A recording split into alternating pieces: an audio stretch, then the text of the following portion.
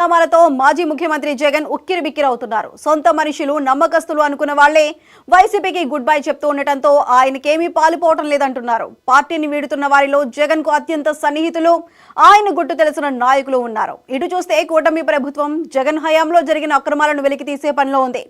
వైసీపీని వీడుతున్న నేతలు కూటమి పార్టీల్లో చేరుతూ ఉండటంతో ఎక్కడ తన లొసుగులు బయటపడతాయోనని జగన్ టెన్షన్ పడుతున్నారట.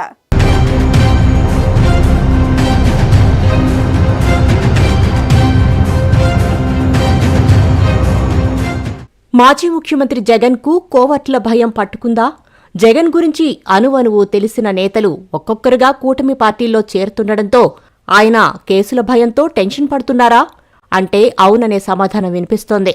కనీసం ప్రతిపక్ష నేత హోదా కూడా దక్కించుకోకుండా జగన్ పార్టీ 11 సీట్లకే పరిమితమైంది.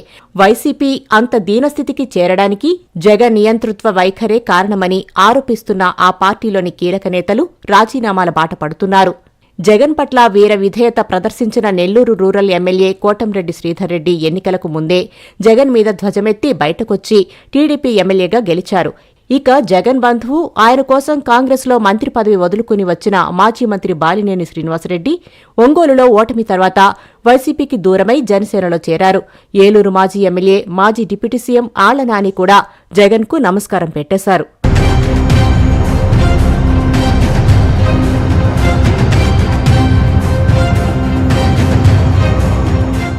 వైసీపీని వీడుతున్న జగన్ సన్నిహితులందరికీ ఆయన గుట్టుమట్లు తెలుసు.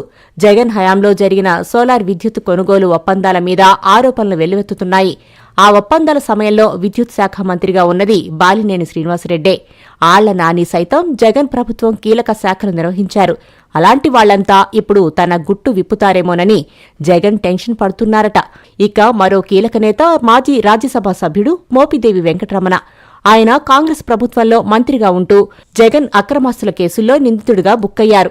వ్యాన్పిక్ కుంభకోణానికి సంబంధించిన కేసులో జగన్తో పాటు అరెస్టయి 16 నెలలు జైలు జీవితం గడిపి వచ్చిన మోపిదేవి ఇప్పుడు తన రాజ్యసభ సభ్యత్వానికి రాజీనామా చేసి మరీ తెలుగుదేశంలో చేరిపోయారు.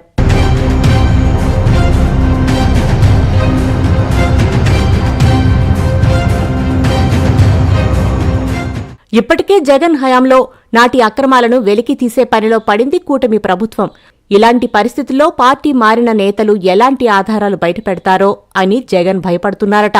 అందుకే వారితో తనకు గండం లేకుండా చూసుకోవడానికి వాళ్ల జోలికి వెళ్లవద్దని పార్టీ నేతలకు ఆదేశాలు జారీ చేసినట్లు తెలుస్తోంది.